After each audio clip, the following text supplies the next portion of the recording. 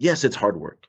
Yes, you're going to sweat your face off and your balls off. Yes, it's part of it. It's you're in the elements. Yes, but in 4 years, you're going to make as much, if not more, than somebody who spent 4 years getting a degree. You're listening to the Learnings and Missteps podcast, where we intend to change the image of careers in the trades. We celebrate the real men and women who have built careers in the construction industry by bringing their personal stories straight to you. I began my career as a plumber's apprentice in the late 1900s. Over the last 26 years, I've had the fortune of meeting some of the most resilient, intelligent, and inspiring people who happen to be construction workers. My career path as a plumber has provided me with experiences and opportunities I thought were inaccessible. And I want you to know that the trades are a place where dreams can come true. These stories are brought to you by three brothers who share a mother. I am Jesse, your host. Our in-house writer is Ernest, aka La Voz. Hello. And our co-host, Rene. What's up? Y'all ready? Yes, sir. Dale. What's going on, L&M family? Super glad to have you back.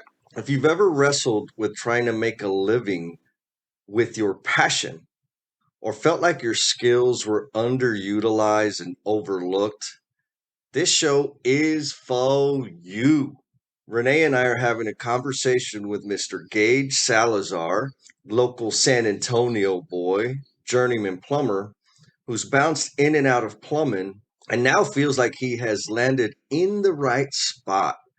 I know some of y'all are new and some of y'all are repeat offenders, and we're happy to have everybody jumping in and helping us out and changing the image of careers in the trades. And we'd love to know how these episodes are impacting you. What do they make you think? What do they make you feel? When you get a chance, share this episode with a friend, somebody that you think it would resonate with. And I hope you notice that all of our episodes have been commercial free. We intend to keep it that way, and you can contribute to that by hitting us up on patreon.com/learnings and missteps and signing up for the composite crew level, journeyman level, builder level. We even have a lifetime learner level. Check it out, and here we go. Coming into the service side was interesting. So a friend of mine, Jeremiah, he was saying that they were hiring at this company. But this was about a month or two before I even decided to switch. I was like, no, I'm comfortable. I'm good where I'm at. I was a foreman at a job in Seguin. It was more mechanical piping stuff that I was focusing on. But still, I kind of moved up a little bit in my profession, kind of more leadership, which is what I like. I like more of the leadership stuff. Yep. The more I thought about it, like I said, about starting my own company potentially, I was like, you know what, let me just reach out and kind of see what this looks like. Let me talk to him and talk to the owner to see what, they had to offer. For me, it really wasn't about the pay. It was more about the experience.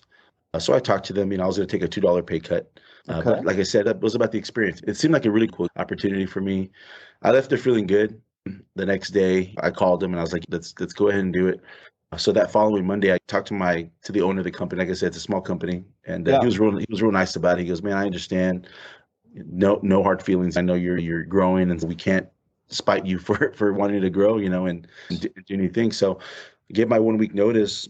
I took that Friday off. I was like, it's my last full week. Let me just take a day off. So I spent time with the wife, and we were just driving around, and we get a phone call from Jeremiah, and he's just, he's actually texted me. He goes, "Hey, can you call me?" I was like, "Sure." So I call him, and the first thing I say, I was like, "Don't tell me I'm fired yet." I was just joking. He goes, "Well, honestly," I was like, "Oh no, what happened?" So what happened was he had been thinking about leaving. It wasn't what he expected to. So he had talked to the owner about it, and the owner got just really emotional about it, took it real personal. He's like, "Well, you know what? If you quit, I'm not going to hire your friend."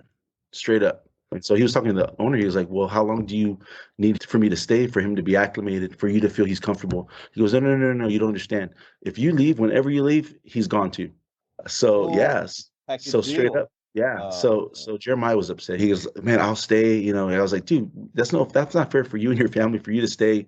You're not happy. So don't worry about it." So we're like, "Dude, God's in control, whatever. It's going to be fine." Me and Rebecca, my wife, we hang up the phone and we just kind of start laughing. It's like, you know what? We don't know what else to do. It's just one of those, we feel like it was just kind of a bad thing. Like, all right, well, something's up. So I was like, you know what? It's not a big deal. I'm going to take a week off. It was around Easter weekend. So I was like, let me just take a week off, enjoy Easter with the Oh, family, wow. help my wife out, whatever she needs at work, and just that's it. So in that time, that week off, I didn't tell anybody that I didn't have a job. I didn't want to call the company and say, hey, Yeah. psych. I didn't Yeah. want to do that. I was like, you know what? It's going to be fine. We'll figure this out. Well, the front desk lady at the office I worked for, I probably shouldn't be telling you this, but so she was like, you know what? Hey, my husband's works for another company, Adam Burney, and they're hiring. I didn't want to say anything because I didn't want the company to think that I was kind of like poaching on former employees. Right. So I told my wife about it. I was like, so we sat on it. I was like, I'm not rushing. It's the middle of Right. the week, my first week off. Let me just kind of see what happens. So sat on it. I finally called the guy, her husband, at the company, and went in for an interview. I actually let me do a ride along with one of the service guys for a day, just to kind of see what I would, like, see if I liked it. Right. So it was interesting. It's new, something to do every day, new customers, new. I love meeting people, talking to people, and I liked it. I was definitely going to make more money hourly, but also with the installation commissions that come with that. Just all these little nuances of doing Right. service stuff I never thought was out there. And I'm in a month and a half in. I really enjoy it. It's like I said, it's fun. Everyone's real nice. It's been really interesting, kind of just how it played out. And like I said, if I would have went with the other company, I would have had to deal with an owner who's emotional, right? You get catch him in a bad day, like what's going to happen with that? But I'm at a company now where the pay's way better, the environment's way better, the owners, the management are super nice. Everyone's really good at trying to build you as a person. Me coming into this, even though I have my journeyman license, this man, service and construction are two different worlds. Way different. Oh, I'm, yeah. I'm asking these apprentices a year and a half in, and like, hey, how do you do? It's humbling, but it's like, you know what? I'm willing to look dumb and feel inadequate if I'm able to learn. You know what I mean? So that's kind of Yes. how I'm taking this in stride, and I'm just going with the flow. But anyways, that's kind of my That's journey awesome, in man. a nutshell, from construction to service. It's been fun. I'm very happy for you. And you're an amazing human being. So I'm very happy to hear that it's working out. And, you have the spirit of discernment to know, to be in a storm and say, babe, let's just chill. Yeah, There's another plan. A lot of people don't have that. And yeah. I feel like you've always had. I mean, as long as I've known you, way back in the day. Well, I'll tell you what, it definitely helps to have a wife who's also very good at discernment too. It's good to be on the same team, the same goals, and my just mindset. Beautiful. Okay, so this is gonna be awesome. What questions do you have? Well, I want to learn about your podcast for a little bit. I mean, I don't know much about it. I didn't get a chance to do my homework.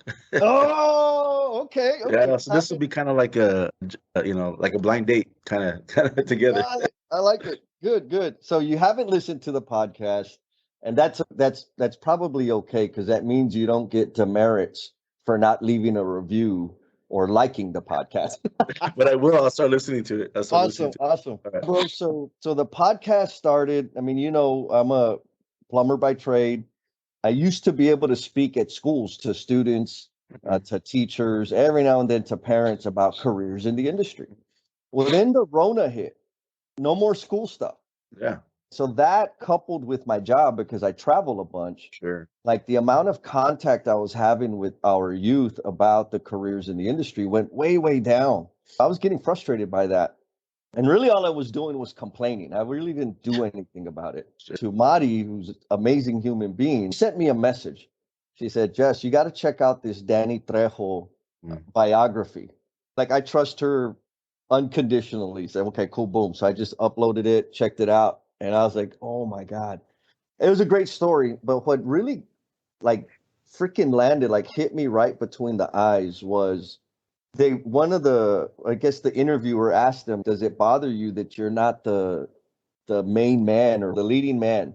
And he's like, no, they pay me. He's like, what? Like, yeah, I've done over 200 movies and they all pay the same. Yeah. So I get my money, and with the money they pay me, I get to go talk to people about recovery and talk Mm, to people about having a way out of addiction. And I mean, the show's great. sure. It's a fantastic documentary, but it was that response, that frame of mind that I said, oh, hell, like, duh. Yeah. The acting was not his passion or his goal. Mhm. It was a means to his passion. Got it. And right after that, I said, okay, I ain't got no excuses. I've got to find a way. And I had been interviewed on a podcast by my buddy, Mr. Gates, and it was fun. I said, well, hell, if I can't go out, like we're in quarantine, like how else can I connect with people? I said, well, shoot, podcast. Yeah. So I called Adam up. I said, bro, like, let's hook up. Because I want to learn. Like, I need to do this. I have to do this now. And that's how it happened. Then it was That's like, awesome. okay, boom, boom, boom. After that, it just it was, I think Took from off. the day I watched that biography to the day we actually launched was like 2 months. Oh, wow. Boom, we were up and running. Wow, dude, that's cool. The first month or so was a reality check because I was expecting 1 million downloads, right? Sure. It was slow. It's been slow, but it's been steady. Sure. And people have been saying that they're getting a lot out of it, and some of the cool. conversations impact them personally. Like, I can't stop doing it now. Yeah. So what's your main overarching goal as far as what you're trying to like communicate through the podcast? The purpose of the podcast is to change the image of careers in the trades.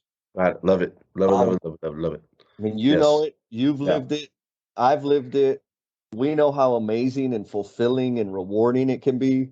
And we also know how many people out there kind of say like, oh. Yeah, no. Okay. Most of my adult vocation has been in churches or religious nonprofits. Since I was right out of high school, I worked at a couple churches, worked in Lubbock, worked here in San Antonio, traveled with the ministry, a church team, church program team. We went out to other churches and did stuff.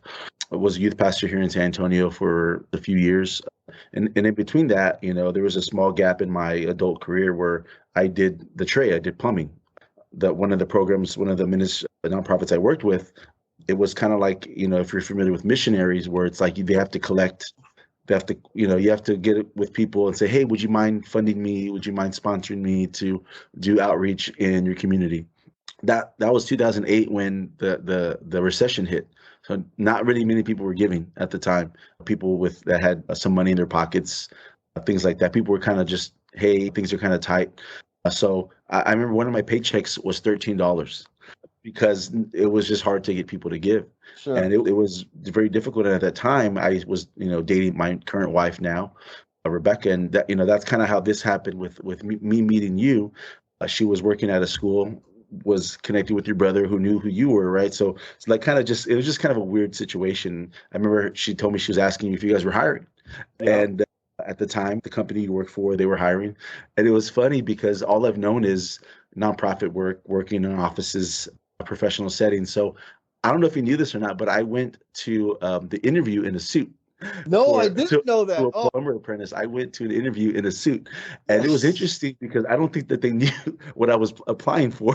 I'm like, yeah, I'm here to meet with so-and-so for an interview. And maybe they thought I was trying to work for an office position. I don't know. But I went to a plumbing. Now I know it's like they don't care. They're just going jeans and boots. And that's as long as you look professional enough to work in an outdoor setting, you're good to go. But yeah, I went to an interview to become a plumber apprentice in a suit, gray suit. The suit I got married in, it was hilarious. I quickly started to learn that I liked, and I guess I learned working with my hands. I've always kind of like taking things apart when I was a kid and putting things back together, but never really like connected the two until I got into the trade. And I didn't get into the trade till I was 27, 28. So I was late. But I think what helped me coming into the trade that late was being more mature than most of the other apprentices at the time, 18, 19 years old, coming straight out of high school, not willing to put in the work, or their work ethic wasn't as strong as mine. Not bragging on myself, but it's part of that maturity, right? Right. And so a lot of the foremen and yourself, y'all really pulled me towards you guys and wanted me to work on your teams because I guess y'all saw the maturity, y'all saw my work ethic, y'all saw my professionalism. So I was there for about 2-3 years, maybe 3 years. I was able to go back into what I thought was what I wanted to do, working with another church. I did that for about 5 years. And which was so in that time, a year before I left the church, I met Jerry Chavez again. He went to the church I was at, and he's like, "Hey, really? Yeah." Okay. It's just out of the blue. I saw him after church, and I was like, "Hey, what's going on, man?" He goes, "Hey, I'm working with this new company. If you ever need a job, I know you like working here. If you ever need a job, just come hit me up, give me a call." cool, Yeah. man. I like working here. Yeah. What am I, Yeah. So a myriad of events happened where I needed to look for work. And so called him up. It was just kind of weird how it's like, hey, you need a job, let me know. And I was like, whatever, it's gonna be fine. But I needed a job after all. And called him up and I was able to get back in the trade. And working in the trade it really helped me gain more respect for that type of work. Not that I didn't respect him at first. It just wasn't something that I thought that I could see myself doing. But now that I'm back in it, it's been about 3 years since I got back into it, two years or so. But just my mind has shifted. Not that like I said, not that I disrespected the trade, but I didn't have as much respect for what it was providing to the community. Does that make Yes. sense? Does that make sense? Absolutely. And so I'm coming into this with like fresher eyes, a deeper respect for what we do as tradesmen, what we do as journeymen or master, but just in general for the trade, how we provide these services for this company, for these. It's not about making money anymore for me necessarily. The money's great, right? Oh yeah. We like having a steady paycheck, but it's like what we do to serve people. I like when I get to finish a job at someone's house, or I Yep. mean, before that, even the construction side, looking at my work and like, man, that's really cool. I tell my son this too. What we do is sometimes the piping is exposed, and people can see your work. People are going to be Yes. able to look up and say, man, Who did that? that's a representation of who you are as a person. I Mm, feel because absolutely. that's your signature, right? That's who you're leaving your Mhm. mark at. So if it looks like crap, or you don't take as much time and respect, or you don't take as much time to look at the details. I like details in a sense, but that's what you're leaving behind. You know what I mean? Oh, it's Mm. going to be behind the wall. It doesn't matter. Like I'm looking at it right now. The foreman's going to look at it. The project manager might come out and look at it. The inspector's going to come out and look at it. You know what I mean? So I'm trying to teach that to my son too. It's like, man, that's your signature. Whenever you do a job, like what you leave behind, that's what people are going to think that you are as a person. So, I do look at a lot of younger guys, and I'm like, man, like even some kids at my church. I'm like, I think he might not be a great plumber, but he might be good at a trade. I'm kind of like I'm excited about what you're wanting to do because I'm like, man, like I want to get young people excited about the trade. Yes, it's hard work.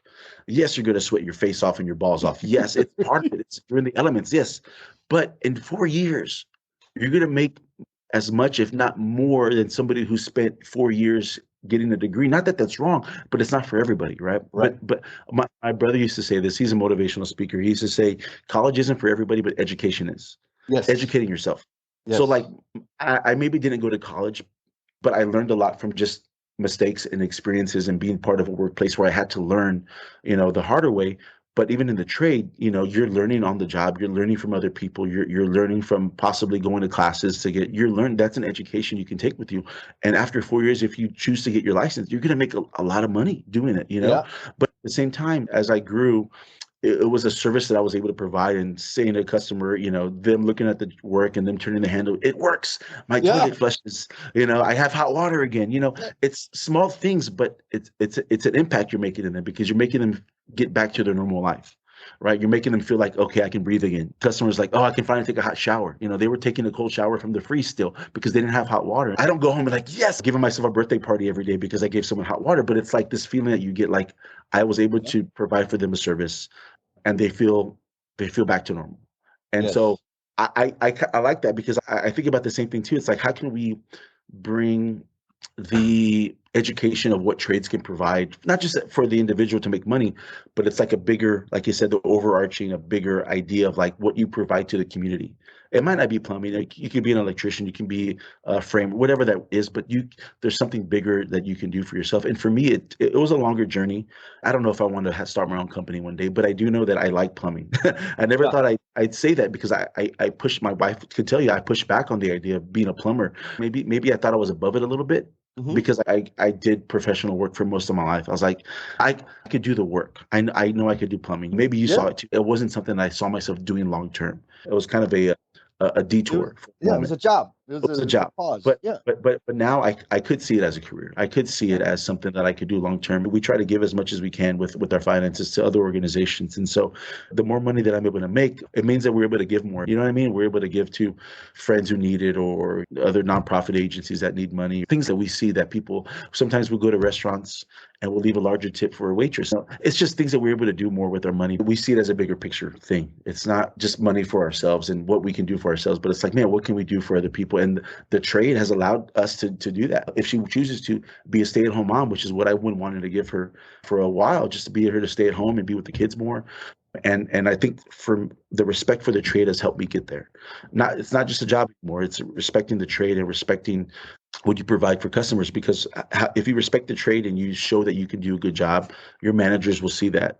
Your foreman will see that. People in higher positions will see that, and they can trust you to do bigger and better things. All that to say, that's kind of my story, but I have come for a greater respect for the trade, and I want other younger people to be excited about potentially what that can mean for them. And then work yourself up into a more professional setting. That's what kind of where I see myself. Like, I respect these guys that bust butt when they're 65, years old, and I respect those guys, but I don't see myself in that position necessarily. I know that they're necessary for the job, but I see myself as somebody who's encouraging those people in the field, or encouraging those people that do the hands-on stuff. I see myself as more of that leadership role. I want to respect those guys that do the hard work. And I know I work hard. This isn't a cocky or an arrogant statement. I don't feel it's coming from that place, but I do see myself in a more of a leadership and a more of a different position than just in the field for the rest of my life.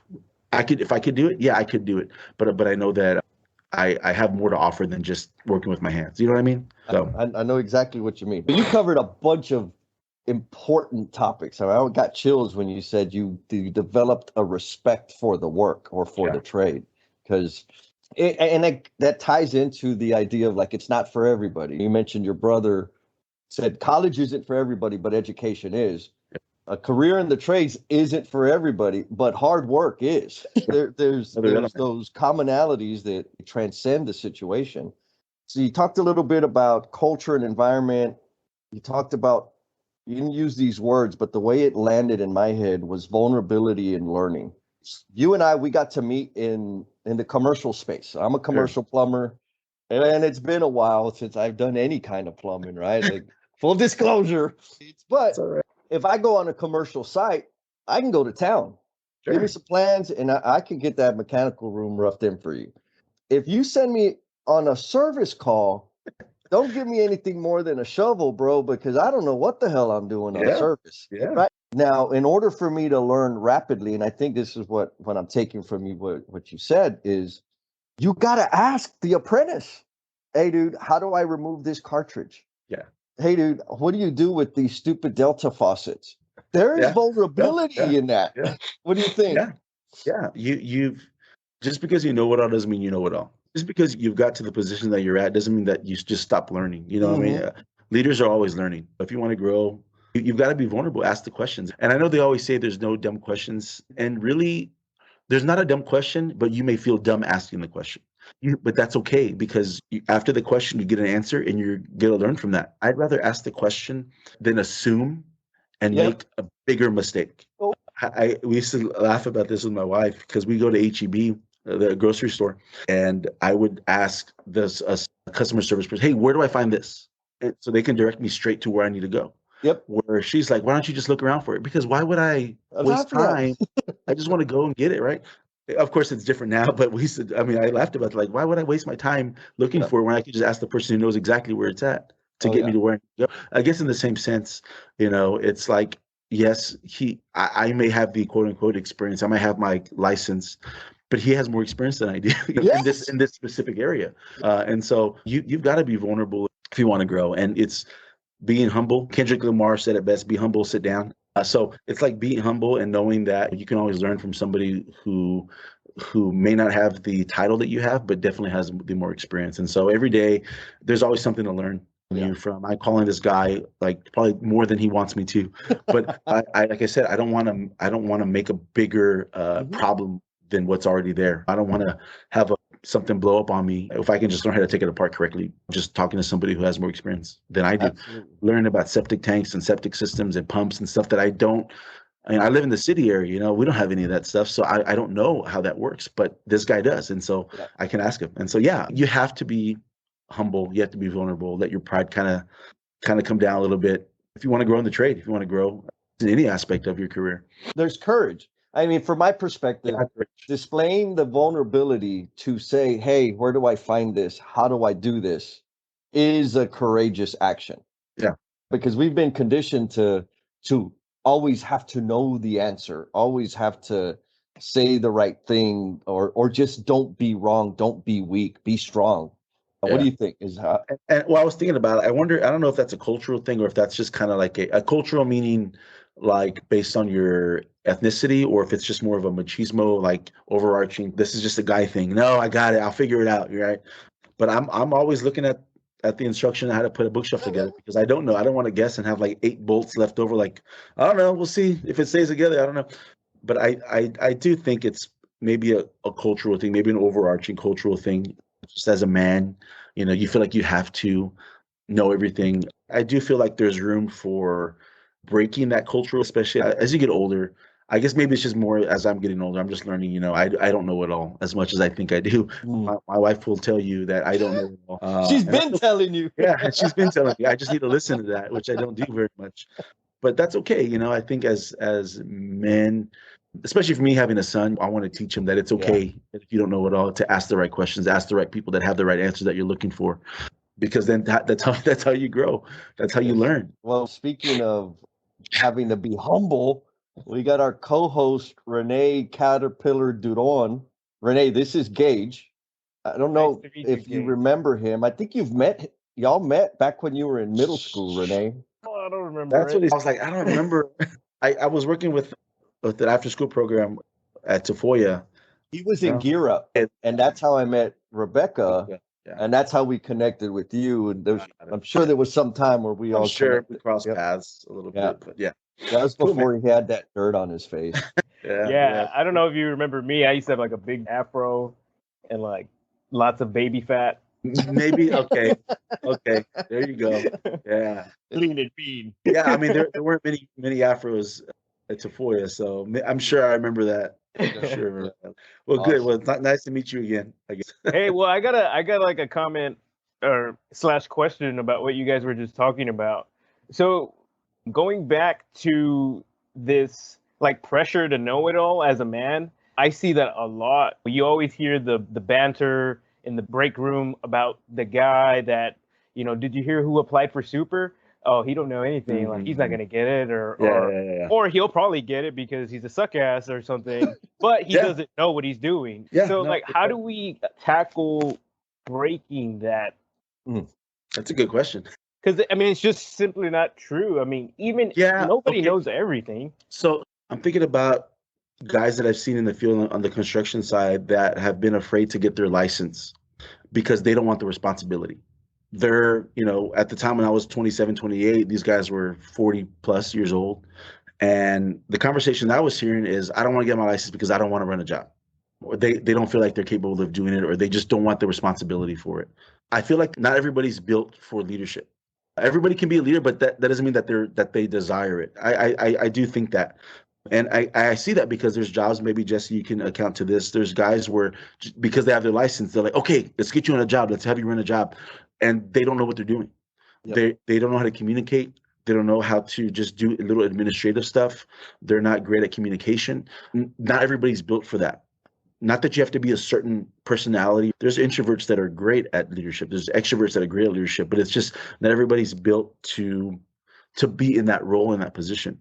And I think about those guys that are, oh, he's just a mamon or whatever, whatever they say. And I see that. I've seen guys that they do a lot of this to get in the position that they're in. But what I found is that sooner or later that catches up to them. Oh yeah.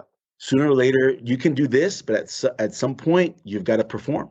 At some point this has to stop, and your hands got to get to work. You got to prove what you say that you're able to provide. So I'm very cautious that what I say I'm able to do, and I want my work to speak for me. So there's guys that are like, oh, he's just a kiss ass or whatever. He's a mamon. I think sometimes we can get jealous of guys that are willing to take that step of building themselves to be better. I guess it's that bully syndrome where you're going through something and so you take it out on somebody else. You know what I mean? Maybe that person is feeling that they're not capable of doing something, or they're like, man, I wish I was able to step out like he was to ask for the position, but I'm not there yet, or I don't think I can do it. And so they'd rather make them feel less than, or they might talk crap behind their back because they don't want to admit their own self-doubt. There could be a couple of things why that happens and takes place. Not everybody is confident in being in those roles. So people that feel like that, I think there's a place of jealousy or place for jealousy and a place for talking crap about somebody because they're jealous that they're willing to take that step. May I give my opinion? I mean, you're gonna do it anyway. It's a big problem. Sure. And I think, Gage, you talked about it being a cultural thing, a machismo thing, an industry thing. Like, yes, all of the above. It's all of those things. Yeah. And so it's so pervasive that in my head, the way to change it is one pair of boots at a time. I've got to display the behavior that I'm seeking. Yeah. And so the people I spend time with, those are the people I have the most influence over. Sure. And when I ask those people, hey, bro, how would you do this? I have this idea. What do you think? Yes. I've never done this Yes. before. Yes. But who should we call? When we start displaying that behavior, we Yeah. normalize it. Yes. And then it can expand outwards from that. Yes. But it's scary. It doesn't feel good. Like, I'm gonna tell you straight up. When we were Gage, we were talking about how we started the podcast. What I wanted to do was just freaking do it. Don't ask anybody. Why are you gonna ask? Don't be scared. All right, what kind of man are you? That was what was in my head. Sure. You know how much time and money I could end up spending? And then, like, everybody knows, I really don't like asking for help. Sure. Like, I suck at it. So much so that I prefer to learn the hard way. Yeah. And they've seen it. The point of that comment is I did ask for help, but there was enormous amounts of help that I didn't go access. Sure. So on one hand, I'm learning, like, I'm just a baby in terms of building that skill and that comfort with going and asking for help. But the more I do it, people tell me, like, dude, you always ask for help. I like the way you go and use your resources. Yeah. And I'm like, really? Okay, that helps me. Yeah.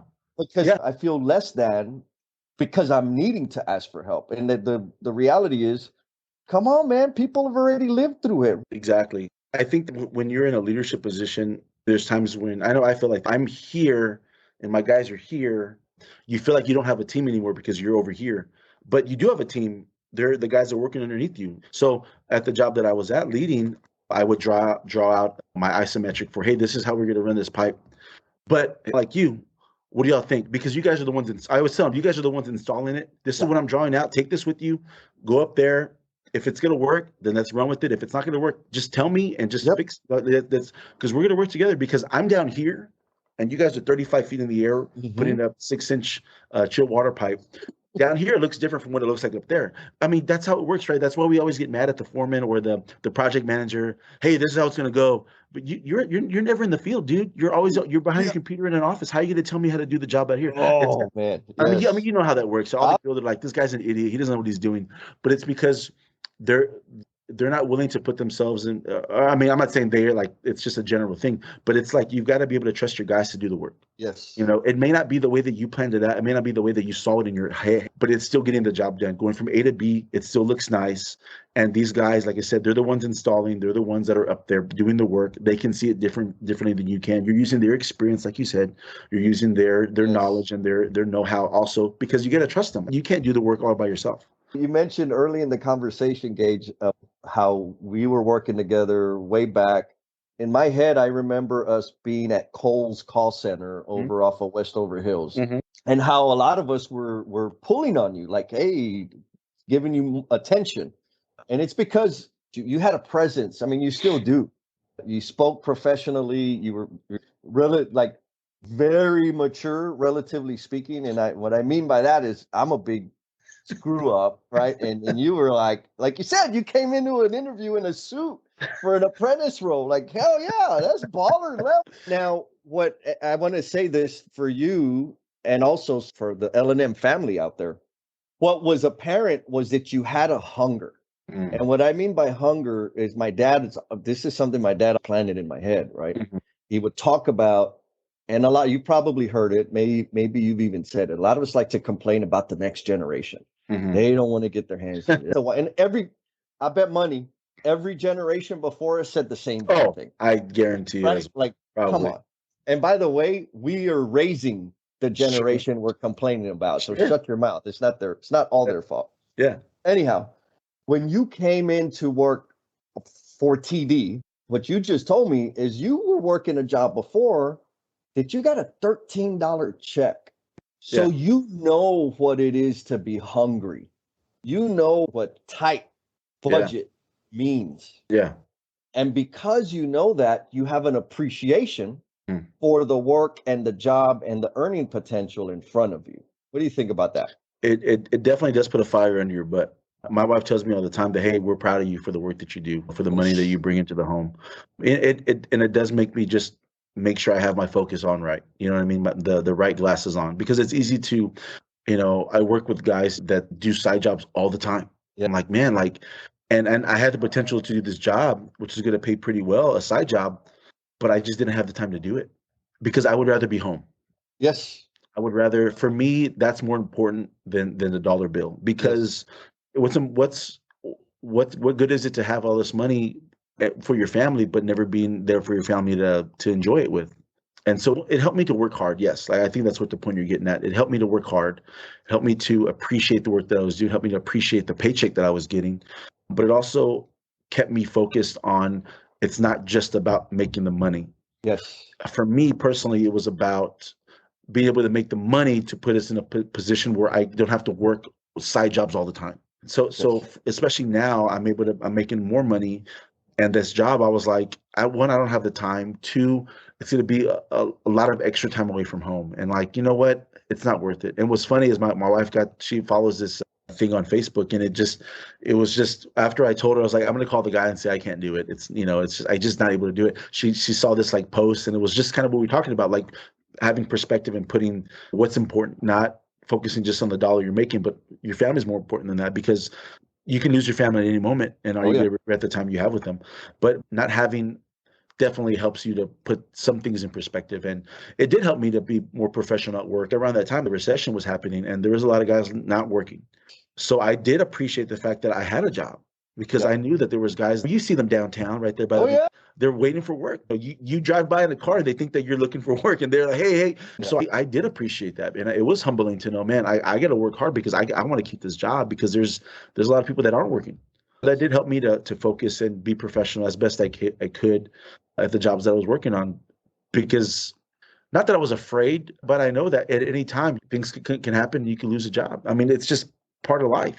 I mean, last year with the Rona, right? Mm-hmm. A lot of people lost their jobs. So it's just appreciating what you have and holding it as dear to you as possible, and making sure that you give people the reason to hold on to you. You give your company a reason to say, you know, we're going to go with the next guy, because we think this guy is worth holding on to. Oh man, I worked with James Dopide, pipe fitter. I was his helper for a little while, and he would always tell me, and I didn't understand it at the time, but what you just said stirred that memory. He would always say, Jess, you don't earn your job on the last day. Like, what the hell are you talking about? It's what you said. You earn your job, your position, your role in the company every single day.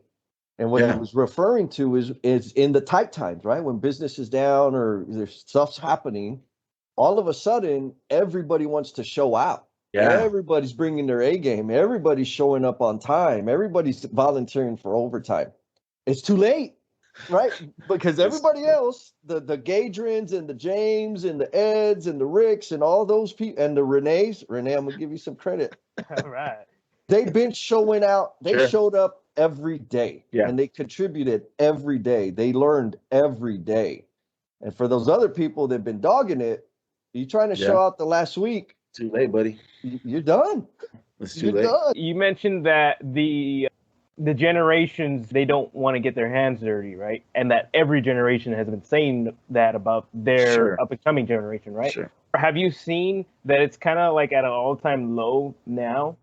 Because let me give you an example. Like I just had a conversation with a foreman the other day, and he was saying that he took a demotion to get into the job that I'm working in now, because there's no experience left anymore in the entry-level jobs, the ones in the holds and like the operators, that they've either promoted or quit, because there's no help. And he had to take over, because he was like he's the foreman, right? And he had to pick up the slack. Sure. But there's so much slack to be picked up now Mhm. because there's no experience anymore because everybody just leaves when it gets hard. Yeah.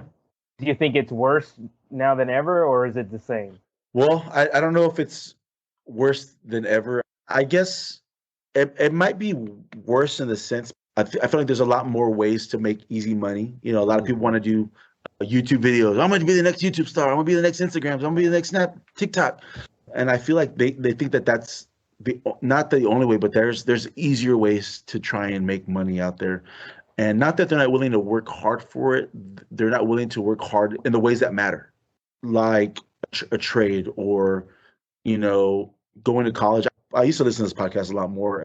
How I Built This. It's by Guy Raz. He interviews businesses that have made it, like Tom Shoes, this popcorn company called Pipcorn. How did y'all start? And and a lot of it is we just worked. He asked them the question he asked them all the time is like, is it work ethic? You worked hard, or do you think you made it because of luck?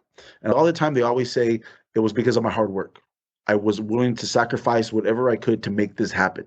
There was parts where things just took place and by happenstance things worked out. They met the right person. But they wouldn't have been able to meet the right person and be in the right position if they weren't able to work hard on the front end to get to where they needed to be. And I think it boils down to hard work. I think a lot of people, they're not willing to put in the hard work because they think that they want to make $60,000 right off their first job. You have no work experience, dude. Like, where are you going to make $60,000 from? Like, how do we know you're 60,000? You're worth 60,000. They have this false reality, and I think a lot of it is because they have these. There's a lot more opportunities to make easy money nowadays, and I think that's the only way to be rich. That's the only way to make money and be in a comfortable position. And like I said, I don't know if it's got worse. I just think there's more opportunities to make it easier for them to think that they don't have to work as hard. They don't have to get sweaty. They don't have to build calluses on their hands. They don't have to get burnt by solder. They don't have to, have a pipe burst in their face. So my son, where he's 10, we want him to learn plumbing. He doesn't have to be a licensed plumber, but we want him to learn a trade because that's going to come in handy when he's in college, potentially, and he wants to make some extra cash for himself. Hey, I can fix your toilet. Hey, I can fix this and this and that. But you have to be willing to put in the work. And we want him to understand, and even our daughter to understand, like, things don't come easy all the time. You got to work to get where you want to be, and eventually the right opportunity will show up for you. That's my answer to that. I don't know if it's worse, but I do think there's opportunities for people to think that it's easier for them to make money nowadays. So I feel like there's like this trending mindset too. For example, people I've worked with, they got the job, and they have this, like you said, like this maybe false reality of how you can be making money doing less somewhere else. Mhm. And they say that this work is too hard and we're not getting paid enough, and they are adding these responsibilities on us, and we need more money if you want us to do that. Yeah. Do you think there's any accuracy on that? Like, should people be getting paid more? Like, for example, if a job evolved, right? And let's say you were doing everything on paper, but now you have to use a laptop, log everything on Microsoft Word or whatever, turn it in for your daily report. Should this person be getting paid more because their work has changed? I think you have to prove yourself first. So the foreman position that I was in recently, about a year or so ago, I didn't ask for a raise. I just went from being an installer to a foreman because for me, I couldn't ask for something that they didn't know that I was good. I was worth the dollar amount for. This was a year and a half in the making. My goal was to wait for the end of the job before I asked for anything because I wanted them to know what I can produce before I asked for what I thought I was worth. I don't think that it's fair just because you're doing quote unquote more responsibilities that right off the bat you can ask for more money. I think sometimes companies want to see what you're willing to do, what you're willing to produce. Like if you're even willing to do the job, if you're even willing to go out of your way and say, you know what, I'm willing to learn or I'm willing to take a risk. Not that they're always testing you, but I do think they want to see, okay, she is worth this much. Let's see how she reacts to having more responsibilities. Let's see how he reacts to giving him a little bit more of a different kind of role. Hey, can you take on this little task? I think that eventually the raise will come. I do think if you work hard, the pay will come. I do think also if you as an individual believe that you're worth that dollar amount, then you're willing to put your pride aside for just a moment to work in this quote unquote new role and advancing technologies or whatever that is, to just see if you're willing to do the work. I do think that you've got to prove yourself a lot of the times first before you can ask for a dollar amount. And I do think that, like you said, oh, I'm doing it. I feel like iPads make things a lot easier sometimes than having to sit down and write. I hated having to write my daily reports, having to do this. The iPads just make it a lot more functional. But you got to prove yourself, man. I mean, that's just for me what it boils down to. Prove yourself first, and then be willing to ask for a bigger paycheck. What would you say to like a disgruntled employee? Like if you're a foreman, Sure. and I ask these questions because I hear them, and I'm getting groomed to become a foreman myself. Yeah. So I got to prepare myself to answer these questions wisely. Like it's trending big time in my company. Like the younger generation, the entry-level employees that just got the job, or maybe they're 1-2 years in, they're asking these tough questions like, hey, they're asking us to do more than what they did last year, but they don't want to give us money. They have to understand it's a business. Businesses are about making money. I worked in an organization where they downsized. They told the people, hey, we're letting go X amount of people. This is what we're asking everybody to take on in the new role. You can do this. If not, no hard feelings, but if you choose to leave, you can leave. And it's okay. It's okay. But if you're willing to get behind the mission, if you're willing to get behind the purpose, if you're willing to get behind why the company exists, and you're willing to, like, you know what, I'm willing to take on more because I love this company. I love what they do and what they provide for me and my family, how they treat their employees. I'm willing to do more and stay at the same rate that I am. Then I think that's admirable too.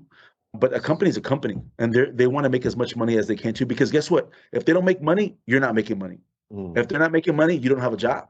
And for me, it's not as black and white, but I do think that there's a lot of that element. There was a kid who came in. I say a kid, he's probably like 19, 20.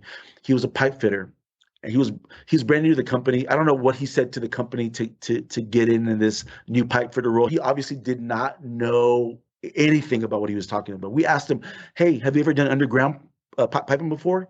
His response was, like in a cave? We're like, what do you mean in a cave? No, like underground. Like, what are you talking about? So he obviously didn't know what he was talking about. So we didn't have any welding for him to do with the job I was at, but he was just brand new. He was about a week and a half, 2 weeks in. And I said, hey man, I need your help to move this pipe from one section to the other. Our forklift is down. I just need you to help me move this stuff. And 2-inch PVC, bro, you know how light that is. 10 footers, 20 footers, they're light. He was taking one at a time from one side to the other. I'm like, bro, I said, come on, man, let's do this. And I'm there taking 3 or 4 sticks. He's still with one. I said, look, let's put this down. I said, look, man, do you want to be here? What are you talking about? I said, I'm carrying 3 or 4 sticks of 2-inch pipe, bro. You're there with one at a time. I can tell in your face that you don't want to be here. He goes, well, they told me it was going to be like this. And here I am. I'm just helping you guys out. I'm just like, yeah, that's working. Oh, work. I said, it's easy, bro. This is super easy. Let me tell you, this is super easy. Do you want to be here? Yes or no? If you want to be here, then you got to work. We're a team. This is it. We're a team. I said, I need you as much as I need the other guy. And right now, because we don't have any welding, I need you to do this job. If you don't want to be here, just leave. It's okay. No hard feelings, bro. But if you're going to be here, I need you to work. And I told him just flat out, because I could see he was frustrated. I asked him to do work. He'd roll his eyes, or he whatever, just mosey around like Eeyore, the donkey on Winnie the Pooh, just taking his time. And so I got frustrated because these other guys, I'm the foreman, not that I'm above it all, but it's like, I have other things to be worrying about than having to help you carry, 2-inch pipe from, one job to the other side, just because we got to get out of the way. I need to trust you to do the job. And so I just had a real conversation with the guy. This is where we're at in the company. This is what we're asking you to do. If you don't want to do it, that's okay. That's okay. No one's going to blast you out on Instagram. But if you're going to be here, you got to be willing to work. And so I would tell your employees, as a business, they want to get as much out of the employee as they can without having to spend more. And that's just where it's at. Eventually, they'll be able to provide more for their employees, more of a pay raise if they can. But if you like the company enough, you're willing to sacrifice a little bit. If I like the company I was at, and it was a small company, but I was willing to put off taking a raise because I wanted to see if I was capable of doing the work. I wanted them to see that I had the value. I wanted them to see, you know what, he is worth this much, because we saw the whole year and a half what he was able to produce, what the guys talked about him, what the GC had no complaints about the guy. You know what, he is worth this. So I would tell your guys, you know what, I understand you're frustrated, but let's, I'm frustrated too. This is where the company's at right now, because he's not in the position that you're in. He doesn't have the buy-in with the upper management as you do. I would say you speak for the guy. Say, hey, look, let's give it a month. This is what I did. There was a guy that I worked with, and he would drive from Houston every week. That's where he lived in Houston. He'd come to work every week, stay here Monday through Friday. Sometimes he would go home in the middle of the week to be with his family and come back. He'd drive 3 hours that Wednesday night, drive back 3 hours Thursday morning, just because he wanted to be with his family. And I saw that for a month. And without him knowing, I went to the upper management. And I talked on his behalf, because there was more buy-in on my words than it would be from his words. He's just a stressed out employee. He's an annoyed employee. He's a frustrated employee. When you're frustrated, sometimes you say things that you really don't mean, or you really coming from it doesn't always come from a bad place, but it could be from a frustrating place. But as his leader, as his foreman, or as his supervisor, you can talk about those frustrations with him, and then you have the opportunity to communicate those frustrations to whoever your management is, and say, hey, this guy, man, he works hard for me every day. These are the things I see him improving on. These are the things that I know he can do and perform. What can you do for him? You know what I mean? So it's different coming from you than it would be coming from your employee, from the guy working underneath you. So, but at the end of the day, it's a business, man. You hooking up, taking care of the guy that was driving back and forth from Houston. I mean, that's a form of servant leadership. Sure. And you also touched on people getting frustrated. So when do people get frustrated? And this isn't just a construction situation. This is any situation. People get frustrated when they feel stuck. They get frustrated when they don't know what direction they're headed. Yes. They get frustrated when they don't feel appreciated. Yeah. None of those things have anything to do with money. No. And usually when people are frustrated about their income, it's because they got a spending problem. That's their issue. Yeah. It's their issue. It's not an employment issue. Now, do we want to make more money? Absolutely. So Sure. You got to make that happen.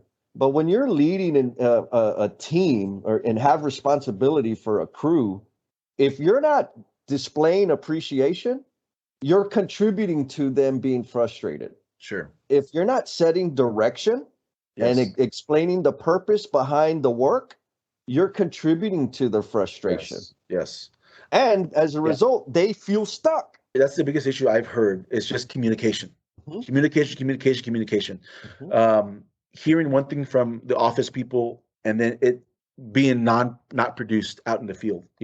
Like I said, that's why I left the company I worked with before, is because they kept saying, oh, we're going to go here, we're going to move here, we're going to move south, we're going to move south. And I never saw them moving on that. Yeah. Or the other side of it, one of the companies I worked for before, we had a Home Depot card that we can use to go buy just things that we needed out in the field, gloves, whatever it was. I go to Home Depot one day and my card's not working. Oh shit. and I have like a few $100s worth of stuff. I'm like, what the heck? I'm like, oh gosh, like what did I do?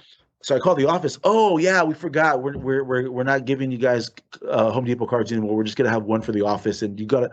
I'm there, and I called the other foreman. I said, hey, did this happen? He goes, yeah, I was there yesterday, and this same thing happened. I was like, did they tell you? He goes, no, nobody told us anything. It's frustrating. You're frustrated again because there was no communication. Even in the guys I work with now on the service side, there's just lack of communication a lot of the times. We're just kind of like you said, we're stuck.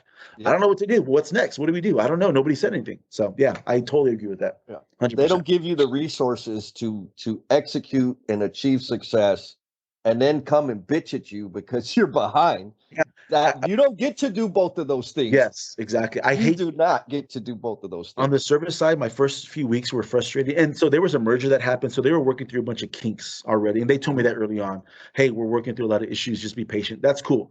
I get that. But one thing I told them was like, I hate feeling stupid in front of a customer. Whatever you can do to help, like, make that not possible, that would be super good. And there was times where I would go to a job and they'd be like, this guy came already 2 weeks ago to talk to me about this. We're talking about the same thing. You're supposed to be here to do the job. I didn't know that. I'm so sorry. I apologize for the inconvenience. We'll get somebody out here as soon as you can. And there was just miscommunication somewhere within the office that when they sent me back on the job, I didn't know what was happening. I'm brand new to the company. Here's an iPad, figure it out. In a sense, there was some teaching, but really it's like, here you go. And so I hate feeling dumb in front of a customer if I can avoid it. But yeah, communication is huge. Big deal. So there's a few other things. I don't want to say that it's all the company or the leader's responsibility, right? Because everybody has to own. You remember Jim Jones, Gage? Yeah. I love the famous saying, like, I'll take it to the grave with me. Everybody's got to take a bite out of that shit sandwich, right? So the employer, the leader, the person of responsibility, they got to own their part. Sure. And so does the damn employee. And so there's this dynamic that I've been able to see over and over and over and over again. You get a scrub, meaning somebody that's new, doesn't know anything, and they think they're freaking rookie of the year. And it's like, bro, you're a scrub. Like, it's okay to be a scrub. Yeah, we've all been there, but they think they're rookie of the year. They want a parade. They want a parade for, well, I showed up on time all year. I never called in. Like, bro, those are terms of employment. Did you wipe your ass too? Way to go. The scrub evolves and becomes rookie of the year. And he thinks it, or she thinks she's Hall of Fame all of a sudden because you had a good year. All right. Like, do that again. Don't get me wrong. Like, I'm not judging. I was that guy. Yeah. Right. I showed up on the job and I made a good decision or made a good recommendation. The very first time something valuable came out of my mouth, well, God damn it. Where's my freaking C-suite credit card? Where's my company truck? Yeah, where's my company truck? Yeah. You have these ego problems, and you said it, right? You got to prove yourself. You got to be reliable. You got to be able to reproduce the consistent level of quality, the consistent level of service over and over and over again. You got to be able to do that reliably, and you're going to get recognized. Sure. You don't get you're not going to get a raise because you freaking opened up a Word document or you replied to an email for the first time. Yeah. Thank you for doing that. Yeah. And we're going to continue to develop that capability. Yeah. But you're not going to have a parade because you just did it this first time. So there's this weird thing of I deserve because I showed up, like negative. The freaking Connex and the Bobcat and the backhoe, they're present too. Are we going to give them a raise? Yeah. You don't get ribbons for perfect attendance anymore. Yeah. You get paid to produce. Yeah. And if you ain't putting out, shut up and put out or go find another job. Like, I mean, I love the way you said, Gage. Like, you know what, bro? If you don't want to work here, that's okay. Like, this is the job. This is the work I have for you. And if you don't want to do it, you have a choice. And the choice is to go do something else. I want to add some clarity because I'm feeling a little judged here. Y'all are hating on influencers and social media. And I want to let you know that ain't easy. I'm sorry. I should have said the exception is this podcast. And that's half joking, but half true. Sure. You don't just go start a podcast and open up an Instagram account and a YouTube account and boom, you blow up. You got to put the damn time in. Well, you said it when you started the podcast. You're like, I'm going to have 10 million views. I mean, early on, that's our mindset. Like, oh, I'm going to be this thing off the bat. It's hard work. I mean, I mean, I don't know how to run a podcast, but you told me it took about from start to finish 2 months of asking the questions, getting the equipment. Okay, what's our dialogue? What's our focus? How are we going to run our talks? There's a lot of thought that goes into it. A lot of whiteboard conversations. A lot of like, well, let's think about this. Well, if this is going to work, And so there's a lot of work, and I applaud you guys for taking this on because there's a lot of other people out there that are doing the same thing similar you are, right? So what's going to make you guys stand out from everybody else? You know what I mean? So you got to find your niche, and there's a lot of that, man, for sure. So now the point, the difference is like there's an amount of sacrifice that we have. Like this, rather, I should say it this way: the commonality between the trades and the virtual world is that hard work is required. You've got to sacrifice some things to grow and to contribute to the degree that you want to contribute at. Sure. So that's a consistent thing. The difference is the environment is working out there in the field, installing things. There's a lower level of comfort, right? I mean, you mentioned it earlier, Gage. It is when it's cold out there, bro, it's cold. Yeah. Like the warmest place you'll find is a porta potty. And that's not very pleasant. Yeah. And when it's hot, oh man. It's hot. Like, it's hot. Like you're gonna sweat, and not like a little bit. You're gonna be soaked. Salt stain. Do you still get salt stains in your jeans? Yeah. Right. Like that's the work. That's the work. So the comfort level is very low. Now, as it relates to, because, I'm omnipotent and I've been able to do research of every generation. Sure. Every generation, the comfort level in which we live has gone up. Sure. Right? If you think back, like just super simple, refrigerators, we take that for granted. Air condition, like that is an expectation anywhere you go. Sure. In our country. Yeah. If you don't have a refrigerator and you don't have AC, like what the hell is going on? Sure. And we're maybe a generation or two away from people that did not have a refrigerator. And absolutely, air condition was like a big, you only got that when you went on vacation. You didn't have that at home. Yeah.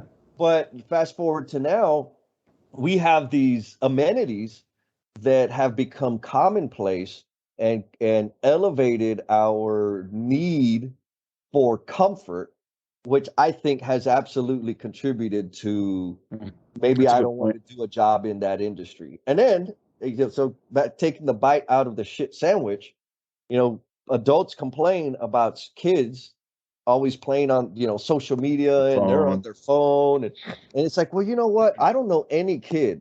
I don't know any 9-year-old that's got a job that can buy that to make the money to buy the damn phone, to pay for the service. Like, stop complaining.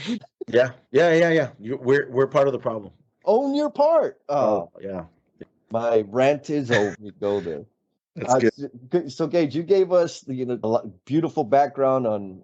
You came into the trade. We got to work together. You broke my heart. You left. Then you came, and I'm really happy, man. I was like cruising Facebook, and I saw Rebecca posted about your Journeyman license. I was like, oh my God, like I didn't even realize you were back in the trade. And I was very happy that you were back. Like I said, man, because you had it, right? You got skills. Clearly, you've been a foreman. Now you're running a service truck.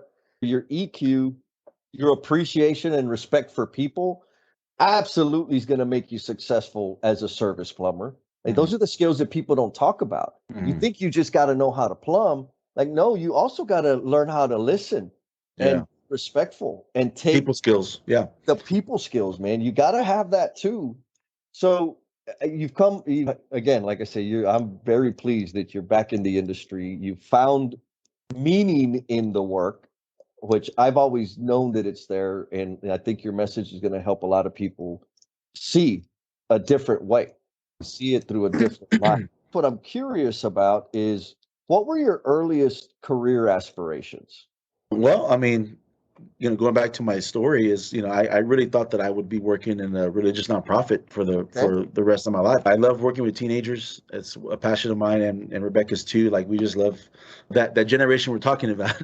There's potential there, and it's harnessing that and navigating that and showing them that it's not just about what you do, but it's about how you do it. There's a higher purpose and stuff like that. So we love that opportunity to do that if we can. So that's what I thought I was going to do. But going back to what you talked about earlier, Danny Trejo, what he did acting and getting the paycheck allowed him to do the thing that he really wanted to do. Rebecca and I, we have these, outlandish goals that are very big, but it's like, well, we feel like this is, this could potentially be a means to be able to do what we want to do. Yes. Our aspirations are just to serve where we can. Rebecca loves to give, and she's probably the most giving person that I know. And she won't ever really ask for anything in return. Anything that we can do, if we have the money to do it, she wants to give, or even if our time, she wants to be able to go out there and serve. That's just her heart, And sometimes it's hard to catch up. Sometimes it's hard to, I'm like, I just want to sit down. I want to relax today. But it's something that she just has this desire to go out and serve and stuff. And so I want to be a part of that. We want to do that together. So I think my aspirations were small compared to what I see now that we can contribute to our community. I wanted to just be about myself. I wanted to do this thing. But it's like, no, like, this is what we can do together. And the plumbing and the job opportunity and being able to make a little bit more money allows us to have a bigger picture in what we can do to provide to our community. And so I never saw plumbing as an aspiration. I never saw the trade as an aspiration that I saw when I was younger. I never did. It was something I never thought about. But But now that I know I'm okay at it, it's like, okay, I can see myself doing it. I tell my guys all the time, the guys I work with, I'm not a great plumber. I'm not. I can do it, but there's guys that they see it and they just know how to do it. They're quicker at it. Takes me a little bit longer, but I know I'm better on the leadership side. That's more my strength. I'm better at building a team, working together. But like you said, but what do y'all think? Like, where do you see it? That's more my strength.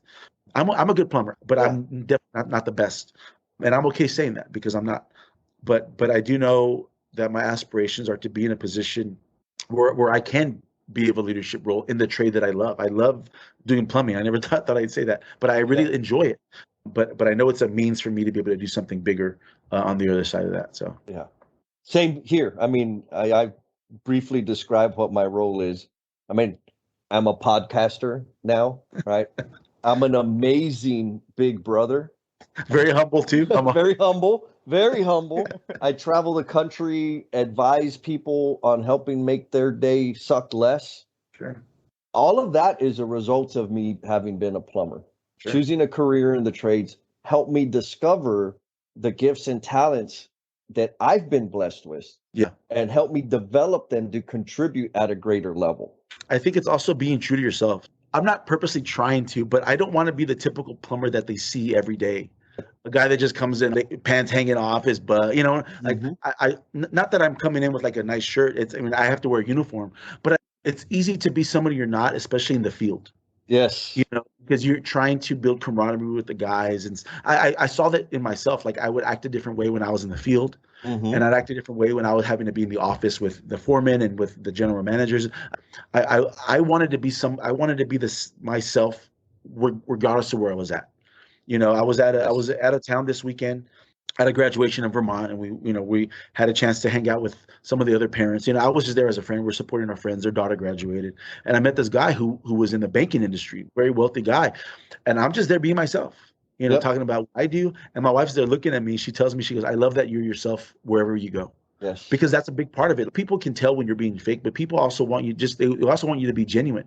I'm not trying to be someone I'm not wherever I go. If I'm in the field, I'm going to be the same way. I'm going to speak to you the same way that I would, if I'm talking with a bunch of guys that have less experience than I do or have less of an quote unquote education than I do. But it doesn't mean that I'm bigger or better than anybody. Like I want to be who I am where I'm at. And I think Jesse, for you being who you were, no matter where you were at, I think it allowed for the opportunities to present themselves because you weren't afraid to be that person. Like you're able to be a podcaster, you're able to talk to people. And I think if we're afraid to be ourselves everywhere we go, like we're never going to be able to be the person that we were created to be. And so I think you being genuine allowed you to be able to work your way up and allow you to do the things that you're able to do. Talking to people isn't easy. It's not. If that's something you're good at, then just be good at it and just do the thing that your strength. There's a book called Strength Finders. It tells you stop focusing on trying to strengthen your weakness. Strengthen your strengths. You're supposed to build a team to help you with those weaknesses. You know what I mean? We spend so much time trying to strengthen our weaknesses, but they're weaknesses for a reason because we can't be good at everything. Right. It's finding the ladies and the other people on your team to help you in those weaknesses. And I think that's something that I tried to do. Is when I was a foreman, it's like these guys are better at it than I am. And how can I utilize their strengths where it makes us all look good? Because I can't do it all. My strengths are the administrative side. My strengths are getting the materials they needed and getting them to be successful. But on the installer side, I might be slower than this guy. Yep. I can still do the work, but this guy, he just sees it. He knows what he's got to do and just run with it. Okay, here's what, so I set him up for success. Jesse, I know that's something you try to do too, is try to develop these people that you go in and the guys in the field and the guys in the office. How can we work as a team with our strengths and utilize people to help with our weaknesses? Well said. So looking into the future, Gage, and I would imagine that your answer is probably going to be pretty damn profound. What fingerprint do you want to leave on the world? Fingerprint on the world. That's a big one. It was funny. I've been trying to think about that question ever since you kind of gave me a little hint about some of the questions. Yeah. I think for me, maybe a couple things, but I definitely want to be viewed as a good husband and father. For me, that's a big one. There was, when I used to talk to teenagers, there was a death that happened many years ago. And I remember watching this on a news report, and it was a guy who passed away. I think he got hit by a car on his motorcycle. And the only thing that they talked about the person was he loved his motorcycle. He loved his motorcycle. He loved his motorcycle. And that's cool. But the way I took it was like, I don't want to be remembered just for my motorcycle. I don't want to be remembered because, oh man, Gage loved wearing shoes or he loved wearing hats. And I'm not downplaying his death. His death affected a lot of people. But I don't want to be remembered for something that was materialistic. I guess the question is my fingerprint. I want to be a good father and a good husband, somebody that was a hard worker, that was willing to take risks in his trade and in his passions and his desires and his goals in life. Somebody that was willing to step out in faith. Somebody who loved God. That's a big part of my story, is being a Christ follower, being a believer. I'm not perfect, but somebody who's not willing to make mistakes too. You know what I mean? And this, not like dumb mistakes, but we're not willing to, and as far as learning, Right. I want to be able to do that. Man, Jesse, that's a big question, man. I think there's a lot there, but I just think I want to be remembered more for how I gave than what I was able to receive. I think that's a big part of probably my journey is, or part of what I want to feel my story is, what I was able to contribute and give, rather than what I was able to take from the world around me. So yeah. Damn. I knew it was going to be good. All right. So Rene came up with this idea of creating a backstage segment of this podcast that would be exclusive content for people. So here's the question. The title of this podcast is Learnings and Missteps, which is kind of confuses people. Like, what the title is this? What the hell is the podcast about? Right. And the reason I chose that title is because I got to the point in life that I am through a bunch of missteps that I learned from. And as we're talking through everybody's story, they're talking about their learnings and their missteps and how it got to where they're at right now. And so in that theme for the backstage pass, what misstep in your entire life provided you with the greatest learning? Oh, yeah, we're gonna do you dirty. If you want to hear Gage's biggest mistake that provided him with the greatest learning, it is available to you through our Patreon account. You can sign up as a subscriber and you will have direct access to this exclusive L&M backstage pass. Stick with us. The show's almost over. Well, Gage, I am pleased that we were able to connect, and it was very short notice. So thank you for making the time. That's good, man. Hour and a half goes by fast. Dude, right? Yeah. I was like, what time? 9:30 already. I had the privilege of working with you way back in the day. It was clear that you had tons of gifts, and you've gone, you've taken different route. You worked for a couple years. You went back out into the nonprofit world, faith-based nonprofit work, came back into the trade. And what's pleasing and motivating to me is that you found a way to connect what your gift, one of your gifts are, right, is developing capabilities, developing leaders, assembling teams to execute and deliver, and also adding and providing value to people. And you're doing that through the plumbing trade. Yeah. And it can be done. Found a way to do that in the trade. Yeah. And that is something that, like this, your story, I hope is going to connect and impact other people. Yeah. I really appreciate seeing your career growth and your life. I I haven't been there the whole time, but thank you. We met a long time ago, man. And now for me, it's like I swear, when you left, I cried a little bit. Like, and to now hear about all the amazing things that you're doing back in the industry, it's like, yes, because yes. Yeah. So I'm very happy that you're there. And you talked about it, that you may not be the best installer or the best assembler, but you do have some skills that are going to provide value in the industry. Yeah. And I'm looking forward to see how that impacts your career trajectory. Yeah. And more importantly, your career in the trades is a means to your passion. Yeah, And exactly. so what is it that you're going, like the impact that you're going to have in the world and the people that you're touching out there, all of that is what I want to see, right? Yeah. That's what, and maybe if I don't have the opportunity to see it, I want to celebrate it. Yeah. And I want to celebrate you. And so appreciate you sharing your story. I appreciate the vulnerability, man, for real. Like that was real talk. I don't know if you know this, but Rene, I mean, you know, he's my baby brother, but every interview that we've had so far, Rene walks away with at least a decade of knowledge and experience, more than he had when he showed up. And me too. But Yeah. all these highlights, it's hard for me to receive all that experience. But Rene, I mean, we have conversations. He's like, dude, I learned a lot from these. I learned so much. So he doesn't have to go and do it the hard way, the way I do things. And so I appreciate you for gifting him with your experience and your perspective. Thank you, guys. I appreciate it, man. If you need anything else from me, please don't hesitate. You know, All right.